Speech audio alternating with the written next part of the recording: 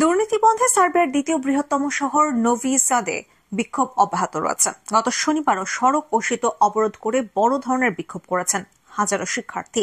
৩ মাস আগে রেল স্টেশনের ছাদ ধসে মারাত্মক দুর্ঘটনার পর এই বিক্ষোভ শুরু হয়।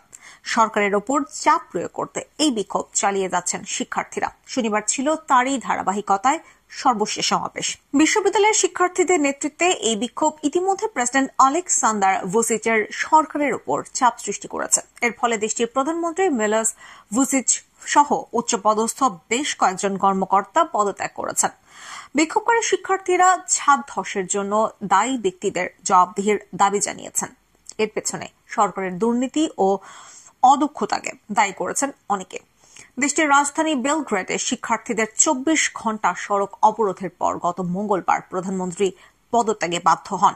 এর আগে বিক্ষোভে দেশটির স্কুল ও ব্যবসা প্রতিষ্ঠানগুলো বন্ধ করে দেওয়া হয়। গত নভেম্বর সার্বিয়ার উত্তরাঞ্চলীয় শহর নোভি সাদে একটি রেল স্টেশনের ছাদ ধসে ১৫ জন নিহত হন। এর জেরে শুরু হয় বিক্ষোভ।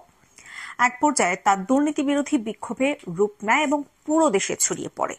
এরপর থেকে প্রতিদিনই দেশটিতে বিক্ষোভ হচ্ছিল। বিশেষ করে শিক্ষার্থীরা এই বিক্ষোভে বেশি যুক্ত হয়েছিলেন। বিক্ষোভ থেকে প্রধানমন্ত্রী মিলোস ভুচেভিচের পদত্যাগের দাবি জানান তারা। শনিবার বিক্ষোভকারীরা সমাবেশের জন্য শহরের কেন্দ্রস্থলে জড়ো হলে সেখানে থাকা দর্শন বিভাগের শিক্ষার্থী জেলেনা ভুকসানেভিচ বলেন, ফিরে আসার কোনো সুযোগ নেই, আমরা ভীত নই, আমরা ছেড়ে দেব না। শিক্ষার্থীদের বিক্ষোভের আগে নোভি সাদ শহরে ব্যাপক যানজটের সৃষ্টি হয়। বিক্ষোভ শুরু হলে হাজারো শিক্ষার্থী নোভি সাদের সড়কে পতাকা নিয়ে হাজির হন এবং দুর্নীতি বিরোধী স্লোগান দেন। এ সময় তারা সড়ক ও শহরের ৩টি গুরুত্বপূর্ণ সেতু অবরোধ করেন।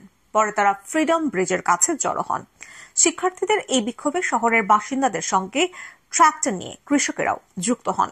নোভি সাদের আইন বিষয় শিক্ষার্থী নেদেলজাকা বলেন, এর আগে নোভি সাদ কখনো এমন দেখেনি। আমি নিশ্চিত জেনজিরা পরিবর্তন আনবেই। আমার এই তরুণ প্রজন্মের উপর বিশ্বাস রয়েছে। সার্বিয়ার প্রেসিডেন্ট ও অন্যান্য সরকারি কর্মকর্তা বিক্ষোভ থামাতে শিক্ষার্থীদের সঙ্গে আলোচনা নিয়ে দোদুল্যমান অবস্থায় রয়েছেন। তারা এই বিক্ষোভের পেছনে বিদেশি শক্তির মদদের কথা বলছেন। আসসালামু আলাইকুম সুপ্রিয় দর্শক, ভয়েস বাংলার সাবস্ক্রাইবার এখন ১.৫ মিলিয়ন।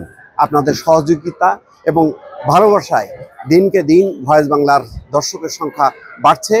যারা এখনো সাবস্ক্রাইব করেননি তাদেরকে অনুরোধ করছি, সাবস্ক্রাইব করুন এবং ভয়েস বাংলার সঙ্গেই থাকুন।